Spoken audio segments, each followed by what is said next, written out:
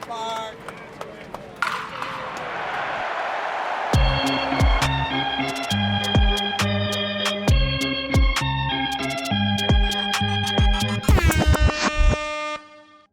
What is up, guys, and welcome back. Episode 49 of the Bronx and Nothing podcast.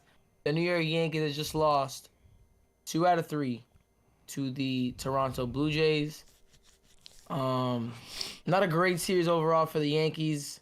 Obviously, the only bright part in this season, Garrett Cole, with the phenomenal, fabulous, whatever you want to say. I mean, the guy is just the Cy Young Award winner, period. I don't want to hear any nonsense about Sonny Gray. He's had a good year, but Garrett Cole deserves to get his first Cy Young in pinstripes. Phenomenal tonight. Kevin, how you doing? I don't know. I mean, I woke up a little sore in my neck. I think I only slept like 18 hours in my normally 20.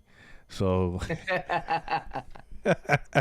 ain't that yo, I'm sorry, but the Blue Jays have the most like lines that you can make fun of. Like, they need to just not talk anymore. That's what they need to do. Give up for a while. You have too many quotables, bro. The movie was never made. Too much. What? Yeah, bro. I thought Vladdy was gonna go deep today to hit the. I was waiting for the grand slam. Yo siempre mato a los Yankees. ¿Qué mataste tú? Buen mojón. No hiciste nada. Lo que está hablando mierda ahí. Lo digo a ti en tu cara. You talking shit, I'm gonna talk shit back, baby. Yeah, man. I mean, I'm all right. I mean, listen, I kind of knew this was going to be one of the games we were going to win. I mean, anytime this year, like I told you, that Cole takes the mound, it's the most relaxing day of the season, honestly. I mean, I think the Yankees have won 21 out of his 31 starts. That's an insane number. I saw that stat earlier. So, I mean, listen, when Cole takes the mound, good things happen. I mean, it's just sad that we couldn't get him some more run support in some other games. Or the bullpen hold on to the lead, which I truly believe he should be like 20-4 right now, Mario, and have a foot. But that's the name of the game, and it happens to a lot of pitchers, right? For some reason, these aces, some guys get stuck with no run support. It's not only Cole; it happens to other pitchers as well. But the ERA. Think about it, Kevin, the 20-game winner stuff, because a lot of people take into account, man, the guy has 14 wins, so they might say Sonny Gray deserves it over him, or Castillo, because they're both going to the playoffs. It's just like stuff like that really frustrates me. I'm hearing Castillo more because of the ERA. Yeah. And the strikeouts and the K percentage. But let's be honest. Cole's got a better ERA. He's been phenomenal, bro. Cole's better ERA plus, and Cole has a better WAR. There should be no discussion about who's the Cy Young winner. 100%. I wanted to get into this conversation before we talk about the series real quick, Kevin. Giancarlo Stanton, right? He's been the talking point for a lot of Yankee fans. Giancarlo Gallo or Joey Stanton? Who are we talking about? He's kind of the same guy. Kind of the same guy. There's been a couple of tweets going around here and there about him, and he's been a talking point for Yankee fans. Still got 4 more years on his deal, Kevin. 4? And we were talking about, we didn't think he was going to make it till the 4th year. Kevin, fans want him gone after the end of this season. Like, they don't want him as a Yankee anymore. 3 for his last 43 with 20 strikeouts. 3 for his last 43? Oh, shit. I thought Yep. Yeah. You thought it was a little bit better than that. No, 3 for his last 43. A lot of Yankee fans are just fed up. He can be as accountable as he wants, Kevin, but at the end of the day, we want results. And they want a punching bag. Yankee fans always want a punching bag. This has been a very, very bad season. And it's been a tough watch with a lot of the guys in the lineup. But what do you think happens with Giancarlo? You think maybe the Yankees eat the money, find some way to attach prospects, or you think he's staying here for the long run? We're asking these guys who didn't eat Donaldson's contract and were basically forced into a corner to eat Hicks's contract, to eat Stanton's contract too, back-to-back years. I don't see that happening. I probably see. Listen, a lot of people say that he's unmovable, but if you pay $10 million off what he's making, 25, I think it is, or 20, I got to double check. I mean, Stanton at 15 million, 12 million, and a guy who gives you 30 homers. I get he's injury prone and everything, but he still gives you 25 plus home runs, right? At 12 million is not bad. I can see that more easily than them just trading. I mean, nobody's taking that. Honestly, let's be honest. Who the fuck's gonna take that? No. You would have to attach you know, some real good prospects if you want them to take on 4 years of Giancarlo Stanton. He A lot of people saying he loves California, but he also does have a no trade clause, guys. You yeah. gotta, remember that. So these certain The teams you could Yankees go are the to. Yankees. The Yankees aren't just gonna release the guy. He won an MVP, even though it feels like a while back. He won an MVP. I mean, the So Dodgers are losing. I mean, I think they maybe stay with JD one more year, but I mean, why not have him finish his career in a Dodger uniform? He's from that side. I mean, if they get him for cheap, why not? If you have to attach maybe one prospect and pay $10 million of his contract, he is becoming. I'm starting to think he's like a black hole right now. He's just a negative source of energy to this Yankee lineup. I mean, I think it's negative -0.8. I mean, and the biggest thing, Kevin, the biggest talking point, we know exactly what it is. Jason Dominguez, kid's going to be a star here. A lot of Yankee fans believe that. He only played for us, for a couple of games, but still, Kevin, we felt it, man. We felt his impact on the team. and And he a could lot of people DH are earlier. thinking possibly the Yankees bring him back a little bit earlier so he can just DH, but you got Stan clogging that up. He can only play outfield maybe 3 days max a week. And, are the Yankees going to do that with him as he's getting older? Yeah, I don't I want don't to know, hear. Kevin. So that's. I don't want to hear about him taking yoga and having a new instructor and having a new trainer. I told you. I heard that this year. I remember I think they said some coach was like, He's doing some more Pilates? yoga. He's doing some more yoga. He's whatever. Listen, one thing I will say about G is that he's been extremely accountable. He's never hidden. He's never given up excuses. And and as a New York fan, I salute that. And there's nothing but respect. He did give us great moments, right? Let's not act like he in 2021 didn't put the Boston Red Sox in his pocket by himself, right? Those are memories that I will never forget. He had some nice home runs for us as well in the playoffs. Important ones as well when our offense was stagnant. So, but now it gets to a point where, like I've been saying for a while, you only have Cole and Judge in their prime for another maybe 3 to 4 years, honestly. Then after that, it's all rolling the dice, right? You don't know what Cole's going to be 3-4 years from now. We don't know what Judge is going to be 3-4 years from now. So the time to win is now. Win now. Correct. Now. Not 2025, 2024. Yep.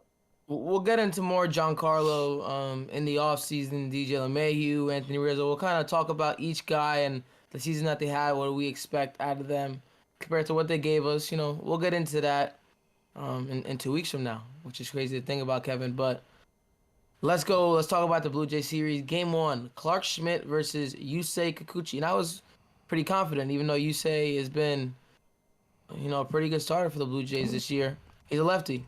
And the Yankees usually rake against lefties. And Schmidt's been pretty solid. Yep. But a guy who's killed us ever since he was a Houston Astro, he goes over to Toronto. George Springer with a leadoff home run of Clark Schmidt. Gets the Blue Jays a 1-0 lead. Then Gleyber Torres ties up the game. He continues his, great season, at the plate. Ties the game up 1-1. And then the fourth inning is where things kind of unraveled a bit for Schmidt. Gets up a single to Bo Bichette. Then Peraza was playing a phenomenal third base. Makes an error. DJ's had a couple tough games at first base. I guess he's like not reading the hops too well. But Peraza kind of gives him an in-between there. That ball gets away, and then, the circus begins. Biggio with the single. So it gives him a 2-1 lead there. He limits the damage, which Nice to see. that was, we needed that from him. But then in the fifth with 2 outs, this was the at-bat that kind of changed the game. I thought Springer went on the one pitch. They say he doesn't go. He ends up walking, and then Bo Bichette, opposite field. Which my son, I was in the kitchen making dinner for my lovely wife, and my son ran to me and said, "Yo, I hate umpires," and I'm like, "Why?" He's like, "George Springer definitely went." Yep. I mean, from where I was, and then you were texting me about it. So Yeah. It looked like the guy went and. That guy was horrible Friday. Yeah. You mean Tuesday? Yeah. Sorry. Tuesday. Yeah. Friday's tomorrow. Sorry, guys. No, yeah, and that we're thinking about the weekend with the rain and stuff that's coming in. Kev, you're good. But yeah, that at bat kind of changed up the game. Gave them a 4-1 lead there. Then Kirk, with some insurance in the ninth. Vlad scores on another error. Volpe had an error there, and the Yankees lose this game. A sloppy game. Just just a sloppy game all around for the Yankees. Schmidt wasn't great. I mean, that homer kind of messed up his line there a little bit, but I mean, he didn't have great defense behind him either. It wasn't like it was a horrible outing. It could have just been a meh type of performance, but definitely could have kept the game closer if one of those two plays were, I mean, that Peraza play was made. I mean, and it's going to happen. These guys are young. They're going to make errors, right? I mean, like you said, Peraza's been a vacuum at their base. I just wish his bat was a little better. Then we can relax, but I mean, that remains to be seen. But he had a tough day on Wednesday. I wanted to go into Wednesday's game real quick. Oh, yeah. Garrett Cole's I set you up there. You see that? I put it through alley-oop there. Yeah. You're getting a little bit better as we go along, Kev. Peraza had a tough game on Wednesday. 0 for 4, 4 strikeouts. His average went back to under 200. You really don't know what you're going to get out of him next year. I'm hoping that, he continues to just get more reps out there and we see what he's about. But I really have no idea what the Yankees are going to do this offseason. We really got to take a deep dive, and we know there's interest in Yamamoto and stuff like that, but we'll get there when we get there in the offseason. Like I said, let's talk about Game 2 real quick. Michael King versus Goffman. And Michael King was phenomenal. Yes, Michael King was phenomenal. Besides in the third. Michael King? Yes. He was phenomenal. He was phenomenal, Kev. Kiermaier, the only thing was with 2 outs, he kind of shot himself in the foot. It gives up 3 singles in a row. Kiermaier, Springer, Bichette, that gave him a 1-0 lead. And the Yankees did not do much offensively besides Wells in the 9th. King goes 7 innings, 5 hits, 1 run, no walks, and 13 strikeouts. And it's criminal that the Yankees did not give him a win on this night. Yeah. Kane Lee came in. He had nothing. Nada. Walked the bases loaded. Another walk from Ian Hamilton with the bases loaded. Gave him a 3-0 lead. And then Ian was getting smacked around a bit in the 9th. Gave up a single to Bo. Just some more insurance for them. And the only bright spot, Austin Wells got his first hit as a Yankee. Yeah, his first home run. And his first homer as a Yankee. No. At Yankee Stadium. Oh, there you go. Yes. There you go. No, first homer. And but first hit at Yankee Stadium, which was good to see. Second deck. I think he got the ball back too, so happy for him. But that's honestly the only bright spot in that game. Well, Wells and King, but anything else you want to go over there? I mean, no, man. I mean, it's it wasn't only Canely, right? It was also Hamilton. I mean, they both were lost. I mean, for Weiser to have to come in and stuff like that, it's just, yeah, man. But listen, the bright spot, like you said, is Michael King, and we can talk about it more in the offseason, which is exciting because we're losing Sevy. We don't know what Nestor's gonna be, but my God, does Michael King look like a third starter right now? Yep. And listen, the Yankees are going to have to make a trade, and teams are interested in starting pitching. Maybe Clark Schmidt. I think I saw out there a tweet, 25 innings, 25 and 2/3, and his ERA is like 1.42. He's been phenomenal. And I wasn't too crazy about making King a starter. Cause me neither. Right? You and me just came off Tommy John. Yeah. He just came off Tommy John, and I don't want to, I mean, they have been taking care of him a lot. Much. Okay. Yeah. So, which is good, but I even said it before the game, Kevin. I did not think Michael King was a 7-inning guy. No. I did not. I think he would give us, 5-6 innings. What was it? But, I mean, he was phenomenal. Gave us 7 innings, 13 strikeouts. What more could you ask? 101 pitches. 1 run. 74 strikes. 25. Phenomenal. Come on, bro. That's insane. When you listen, that's good things happen when you attack the zone. Yep. My guy. And there was a guy. And he doesn't fucking nibble, Kev. There's one guy, Kevin, that is attacking the zone, and this is the reason why he's gonna win the Cy Young, and that's Garrett Cole. He took the baseball tonight. Well, when you guys listen to this, it's gonna be Friday morning, and we're getting the days all messed up, Kev. Garrett Cole on the mound versus Jose Barrios, and a lot of Yankee fans were complaining about the lineup when it came out, seeing Jake Bauers hitting 4th, and right away, including yourself. I'll take the blame. I'll take the blame. I was thinking, why is this guy hitting 4th when he hasn't played in feels like years? I know. For the Yankees, but huge 3-run bomb, and I feel like Cole just cruised from there. Gave up the first hit of the game. 408 feet was that bomb. How'd that look Wow. from the stadium? It was a shot. Beautiful. He's got a nice swing. Yeah, I know. He's just more of a bench piece. Don't know how he's gonna fit with the Yankees next year, but we'll talk about that more, like we said, in the offseason. Cole gives up his first base runner and his first hit in the 6th inning. Of course, Alejandro Kirk, man. That double really hurt. I really want to see Garrett Cole get that no-hitter or perfect game someday in pinstripes. That's going to be a special, special day. And it would have been the cherry on top of this Cy Young season. That would have made it it's still a no-brainer, but that would have made it anonymous. Like, everybody's voting for this, but there's some guys are going to split some votes. I get it. I mean, I'm pretty sure Otani's still going to get a vote. Yep. Esteban Florial, nice to see him with an RBI double in this game. A at rope. The bottom of the 6th. Cable, como dice Luis Polonia. Judge with an RBI double to make it 5-0. And then a little bit of trouble from Cole, gives up a double. That was the second hit of the game. Sacrifice fly and then a wild pitch, which I really did not want him to give up that run. But he ends up going 8 innings, 2 hits, 1 run, no walks, and 9 strikeouts. Clay Holmes, a little shaky in the 9th, a little bit of shaky defense from Gleyber and the Yankees. That double play is inexcusable. Gleyber has to make that play. That play up the middle, maybe he could have set his feet and made the throw, but he has to set his feet. I mean, I think Rizzo scoops that ball. But this is where listen. I don't. To an extent, I never understand this so much hate against Gleyber, but these are the little things that tick people off, and I think if in this Yankee future you are keeping Gleyber, which I am on board to, I think he definitely has to focus more on defense. It seems that you found your stride on your offense. You've having your best offensive year. You got to keep doing what you're doing, right? Keep that mentality, keep that approach, because that K rate is. I love to see that K rate low. It's beautiful. I love it. And him taking his walks. Gleyber would swing at balls outside the box and strike out instead of taking his walks, right? So I love the way he's swinging the bat right now. If he stays, he needs to work on his defense. Just get to average. You don't have to be phenomenal. Just be average. Just make the easy plays look easy, bro. That's all we need you to do. We don't want to sweat. I mean, I sweat every time you get a ground ball. At the plate, you're phenomenal. Hopefully, we get a few more bats. You'll be a 6th hitter, killing it from the 6th spot. That's what we want to see. Yep. But all in all, listen, Yankees lose the series, Kevin.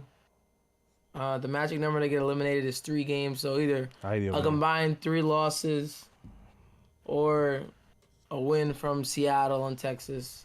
It's looking like this weekend might be the week. Yeah.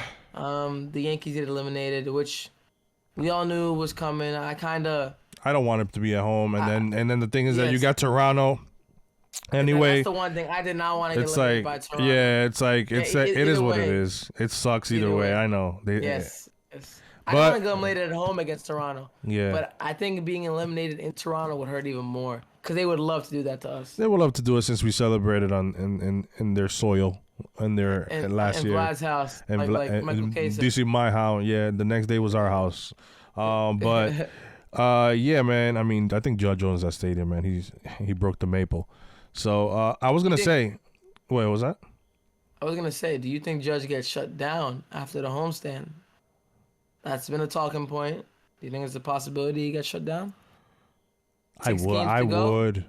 Why risk it? I don't think the Yankees would. I think they're gonna give him more DH days. That's what I was gonna say, but like a couple more days, but no reason to play him in right field on that turf. You got him for 8 more years. Yeah, exactly. I mean, there's no. You could DH him here and there and take him out after like the second at bat or stuff like that. Just keep it light. But I was gonna say, when you put Cole and King's numbers together, that's 15 innings, no walks, bro. That's some beautiful baseball right there. You get Yamamoto in the offseason. You start dreaming. Just think about that. Look at those 4, and then you get you. Would you? Let me ask you this: would you take Frankie Montas or Sevy on a prove it deal? Frankie Montas. You rather take Frankie? Just cut ties with Sevy? Yeah, man, it's time with Sevy. Just take like the emotional part out of it. We love the guy, but it's just time that he moves on, man. I agree. I think it's both. It'll hurt me because I like you. Sevy came up through the farm. We grew up. Sevy was our ace for a while because we didn't have anything else, and he did give us some good games, man. And let's not act like he wasn't the roaring Sevy at times, right? But Yeah, I think like I say to you, man, let's rip the Band-Aid off. The same thing with Gleyber Torres, right? If the Yankees are not going to extend Gleyber Torres, then you trade him at the offseason, Mario. I mean, there is no reason to diminuate his value mid for a half a year rental. Now you possibly could get an extra prospect for him just because it's a full year, and you have him being his best offensive year yet. So might as well go and do that. Other teams will probably DH more. They don't have a guy that's getting paid for 4 more years that's going to be DHing. Other teams will find them more ways to get DH days. Correct. Because a lot of people love his bat, including a lot of you Yankee fans. A lot of you Yankee fans. You can't say shit about his bat. Disgruntled with his defense. His bat he leads the team in hits, average this year, which doesn't say a lot because it's been a terrible year. It doesn't matter, but he's been pretty consistent. He's been pretty consistent. I think he had maybe 1 or 2 slumps of like a week and a half, at most. And he's missed like what 3 games or so, Kevin. That's something Gleyber does. He doesn't miss any games. That's another thing. And you guys cry about injury prone. A lot of you guys like to talk about injury prone players, and then we always get injury prone guys. And then when you get a guy like Gleyber, you totally dismiss that he takes the field every single fucking day. But that's a part of it, Kev. He's got to clean up his defense, though, no doubt. Yeah, of course. He's got to bring in somebody to help him out. Yeah, that'd be cool. You see him do all those drills with the Braves guys, man. He would make Gleyber into an absolute stud. Yeah, but that's like a pipe dream. Just bring in somebody help guy. Him out. Yeah, 100%. Anything else, Kevin? Before we go, Yankees at 77 and 76, 1 game above 500. They got 3 games going against the Arizona Diamondbacks, who are playing for a playoff spot. Yeah, and it looks like Zach Gallen tomorrow, or let me see. No, Zach Gallen is not tomorrow. I think they only named 1 starter, but all I know is we have Luke Weaver going on Friday. Saturday it is Rodon, but supposed to rain all day, and then Clark Schmidt on Sunday for the final game at Yankee Stadium in 2023. Kevin, crazy to think about, but. Yeah, I mean, I hope it doesn't rain. I mean, we're supposed to be out there Saturday on the Audi Club, yes. NYYU event with Pete and those guys, and it's right now it's saying 90%. I mean, I don't know. We'll see what happens. The forecast changes. But listen, guys. Also, if you guys send Kevin or I a DM or just DM the Bronx Nothing Twitter, we'll get back to you as soon as possible. If you guys want to meet up at the game, shoot us a tweet, whatever it is. We'll come down, come say what's up. We'll be there early. And, we'll definitely be there early. Judge Bobblehead Day. Yeah, that 62. Bobblehead looks fire. I'm not gonna front. Yes. I got 61 I may need to plead my case with somebody to get an extra one for my son, and one for me. I want one for myself, because my son takes all the bobbleheads. As you should want one for yourself. Legendary season from him, but yeah, bro. Anything else you got, Kevin? Before we go? Nah, man. I just want to thank, and we're gonna say this. I mean, we're gonna try, depending on how, because we're supposed to be there on Saturday. If it rains out and the game gets moved to Sunday, and we're the 7 o'clock, it depends what happens. So we may or may not have a next episode for the Arizona series. We will try. If not, we'll definitely do one, I guess, after the Toronto one and then the final ep. But I'm gonna say, we've been saying it for the last few episodes. We want to thank each and every one of you guys. I know we all see it where the demand and every. Even at the stadium, right? Nobody's going because the Yankees are not going to play October baseball, which is sad. But a lot of people have checked out early. We're still here. We want to thank each and every one of you guys for sticking with us and helping us grow. A lot of good things are moving forward. We have a lot of plans for 2024, including a lot of spring training content for you guys next year, and we will be busy in the off season. We will not let you hang like some podcasts will just stop potting altogether. We will keep and continue, even if it's a 10 or 15 minute nice update on what's discussion, rumors, this, that, and the third. Yep, 100%. Like Kevin said, man, it's been super tough, especially this year. The product on the field has not been great for the New York Yankees. One of the worst it's been in years, believe it or not. But we're hanging tough. We're still out here talking about the Yanks that we love, because we're here, win or lose.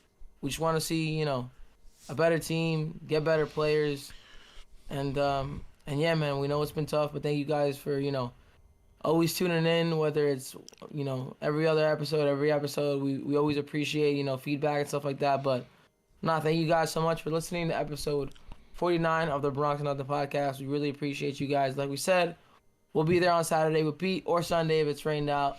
We'll update you guys on Twitter on whatever day it is. But thank you guys so much for watching episode 49, and we'll catch you next time. Thank you guys. Let's go, Yanks. Vamos arriba. Let's go.